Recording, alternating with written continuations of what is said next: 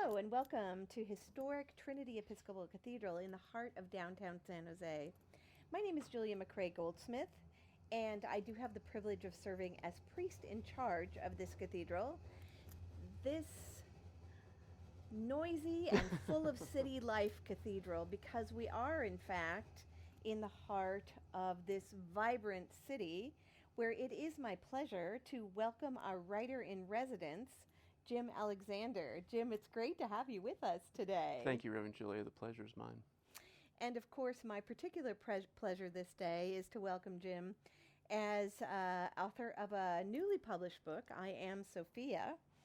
And I want to begin by saying how much I enjoyed this book. It's simply a great read.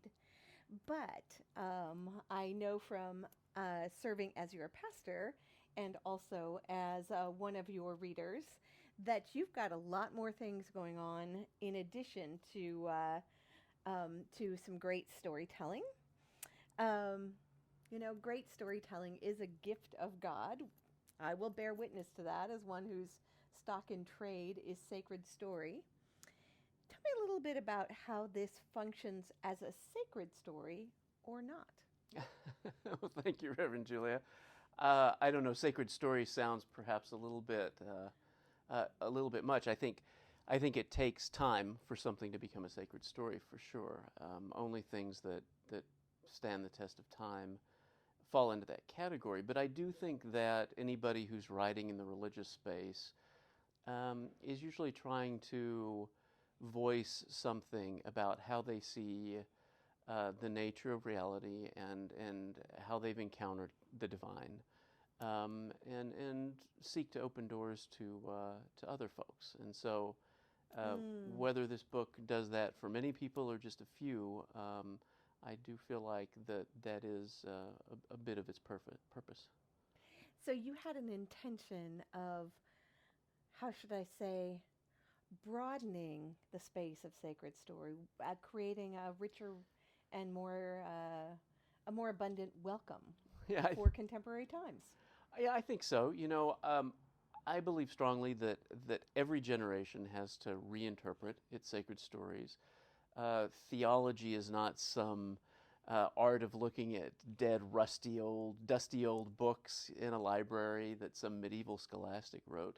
Theology is about re-envisioning and reinterpreting human life in the context of the divine in our time, using the categories that we use, the scientific categories, the historical categories. And so I do feel like we need more literature that looks not only to the past, but also to the future. And that's part of what this book is attempting to do. And you did, of course, set your novel in the future. Yeah. You've left it quite ambiguous as to exactly what future. But I find myself wondering, is this a good future? A bad future? Is it utopian or dystopian? I can't answer that question. Tell me what your intention was. Well, I'm glad you can't answer that question, because it's neither one nor the other.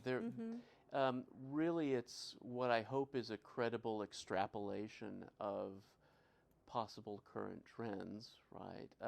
It's not to say that the future will look like this, but I think it's a credible possibility. There are elements that are utopian.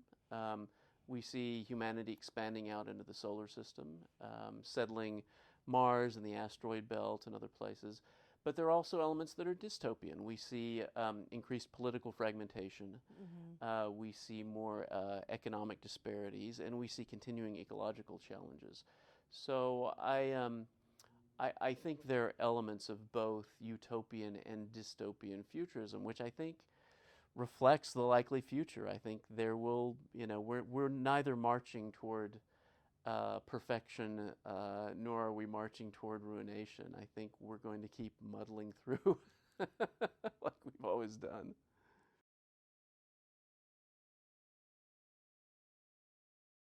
In the book, we encounter a world where nation states have basically fallen apart. And so the political units are much smaller. Things are much more fragmented. And we see this sort of we see this sort of economic disparities that people worry about today. We see them getting worse. But I think most interestingly for the plot of the book, it is a future that is relentlessly secularized. Yes. Yes, which I actually don't think is a realistic scenario for the future. I think we as human beings, we are myth makers. We seek stories, we seek sacred stories, and so I do think that if organized religion really were to collapse, something would take its place. But that's not the premise here, because I'm driving at something a little different. The premise is that society is basically secular, and religion is considered an aberration, basically. So we find ourselves meeting the last dozen Christians in the entire solar system, and those become our protagonists.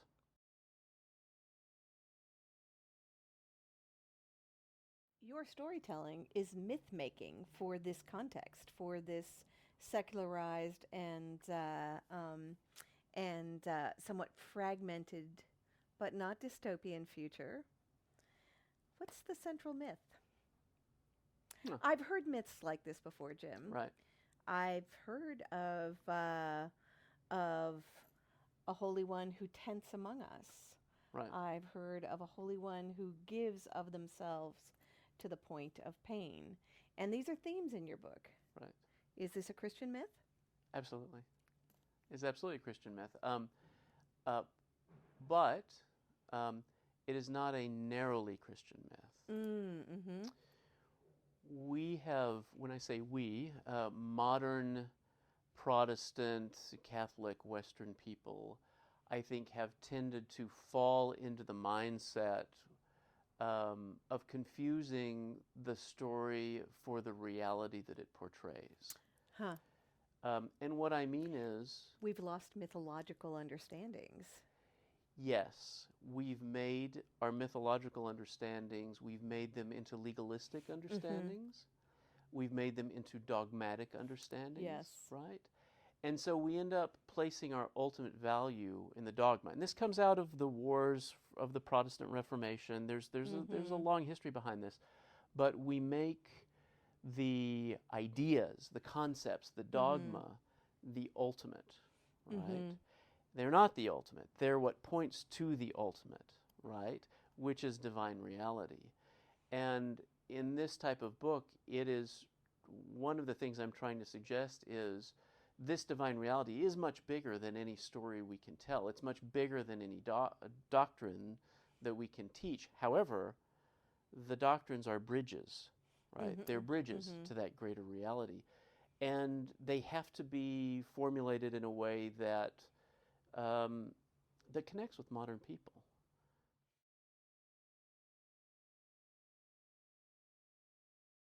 So I know you as your pastor as someone who identifies both as a Christian and as a feminist. In those sort of cultural dogmatic understandings of our stories, those two identities don't always sit well together. Right. Tell me how they sit well together in your book. Oh, I think they absolutely sit together. And I know that is probably not a, I don't know if that's a popular opinion, but here's what I'd like to say about that. And I believe that Christianity has incredible resources for all sorts of equity, for communion, real communion between different kinds of people, communion that crosses genders, communion that crosses race and social class and everything else you can think of. And so I think there is a core teaching, and it goes into the deep metaphysics and theology of Christianity that really supports feminism. And so to the degree that people react and say, nah, Christianity, what could that possibly have to do with feminism? I believe that happens when we have bought into a very narrow vision of Christianity, a very narrow patriarchal vision of Christianity, and that it's one that is much narrower than the true breadth and depth of the gospel. we've substituted a kind of dominant cultural story for the foundational myth that I think you're trying to lift out for us in fresh ways. And that's always the danger. That's always the danger in religion, right? Is how do we develop criteria to determine the difference between what is truly of the Spirit and what is cultural, right?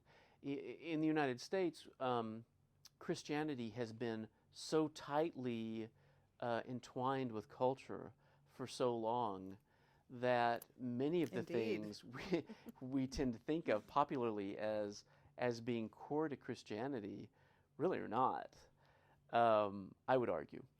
And what we're seeing now is an untangling and unraveling, right, through secularization, right, where Christianity is no longer going to be necessarily the bedrock of the culture. And that's not necessarily a bad thing for Christians. Right. It's an uncomfortable thing. Yes. Which is also not bad for us. Yes, giving up power is always, giving up cultural power is always uncomfortable. Right.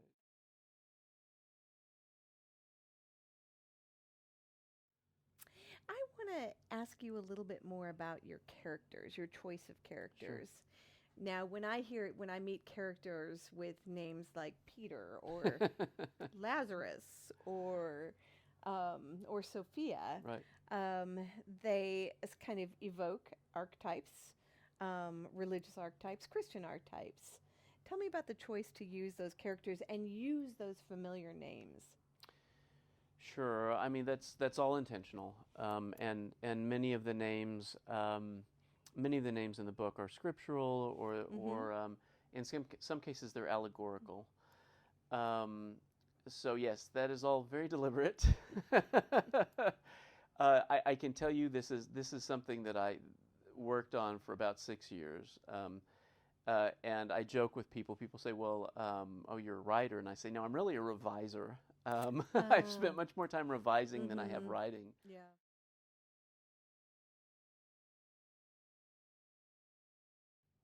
Did you find your theological categories changing and evolving as you wrote? Absolutely. Absolutely. Yes, and there was the sort of theological, I don't want to say punchline, but the sort of theological skeleton of the book definitely evolved in the writing, as did the characters in the plot. I mean, they really there was a dialogue between the characters and how they were unfolding and what they were discovering, and the sort of the meat of the theological teachings that we sort of find in part 3 of the book. There was a back and forth and a growth, certainly. So in the Christian tradition, that sounds an awful lot like the vibrancy of the Spirit, really breathing life into those 6 patient years of work. Well, as I intimated in my acknowledgments, I say no matter how wavering and compromised someone's faith may be, and certainly my faith, I don't think of myself as a paragon of faith, and yet, if one sincerely seeks wisdom and beauty, there can be something that feels like it's coming from beyond, right? And if you're a religious person, you might call it the Holy Spirit. If you're not a religious person, you might call it the cosmos or the universe or my muse. We might call it different things, but I think the phenomenon is well known amongst artists and novelists and writers, and I absolutely felt that sense. And actually, there are still, I have had people, point things out in the book and say, "Oh, this is a really interesting connection," and I say, "That is really interesting. You didn't make that connection. Where did that come from? Who wrote that?" Right? Beautiful. Yeah.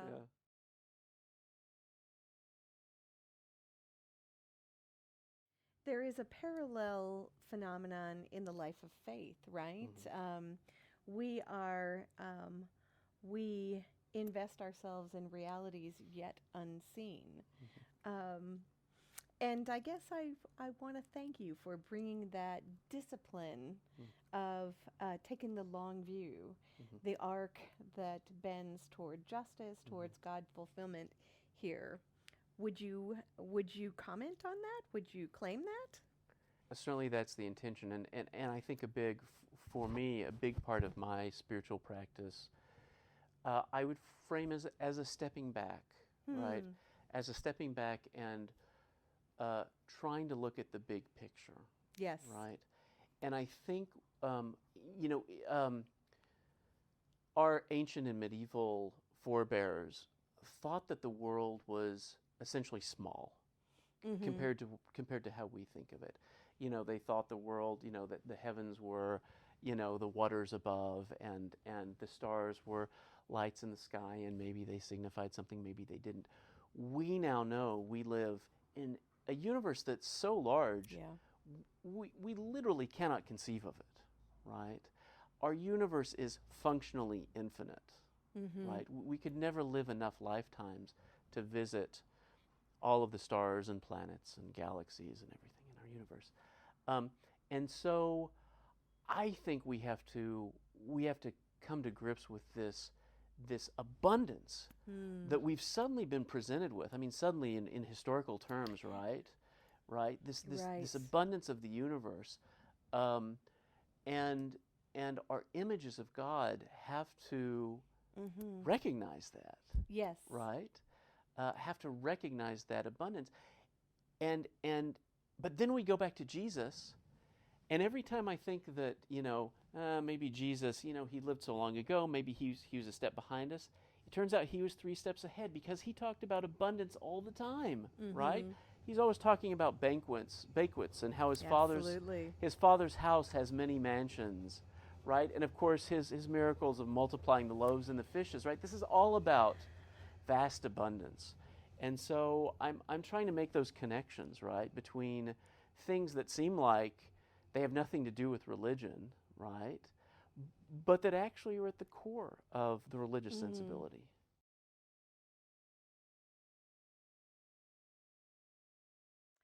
What comes to mind for me is I started asking you about sacred story, which you were a little reluctant to address. Right. But listening to you now, Jim, I think what I'm hearing is a work of holy imagination, where you've allowed your imagination to fill up the space of what we know and what we're exploring in the 21st century, which is certainly different than what was known and what was explored in the sort of dogmatic era. Well, and Reverend Julia, I think imagination is key.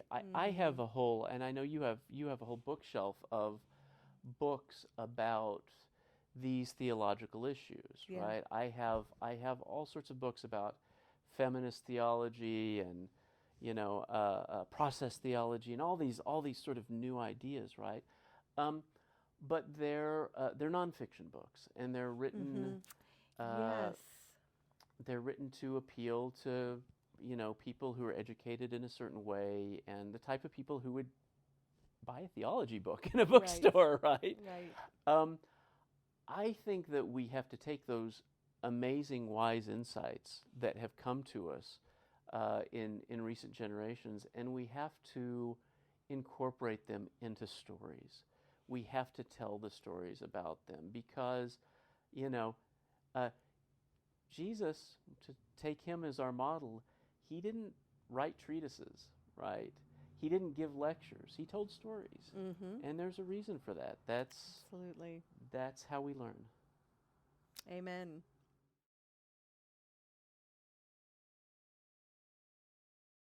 The people I see as the audience for this book are those, it's not people who are dogmatic believers, and it's not people who are dogmatic atheists. It's people who are seekers. It's people who are who are seeking, who are questioning, who are exploring.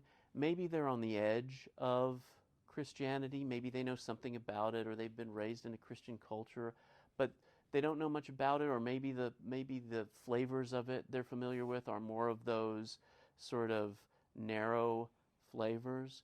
I'm trying to suggest to those people on the margins that they may find something here that is much more interesting and much more life-giving than they may have thought possible. Jesus never said, I want you to believe A, B, and C, right? He asked questions. He told stories and he asked questions in Jewish tradition, right? Right. And made his listeners try to figure things out for themselves. Absolutely. Yeah. He told stories with deliberate and built-in ambiguity. Yes. Yes. Absolutely. Yeah. There were no easy answers in the back of the book. But there's a reason for that, right? Absolutely. Yes. Spiritual growth requires the struggle. Mm-hmm. Yeah.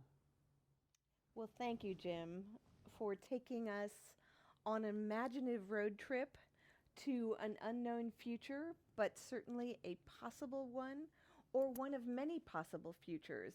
Join Jim in exploring the variety of possibilities that we may live into as people of faith by reading I Am Sophia, and also join me in thanking this author, who is also a faithful member of our congregation and our writer-in-residence. It's a pleasure to have you, Jim Alexander, author of I Am Sophia. It has been an honor. Thank you, Rev'd Julia.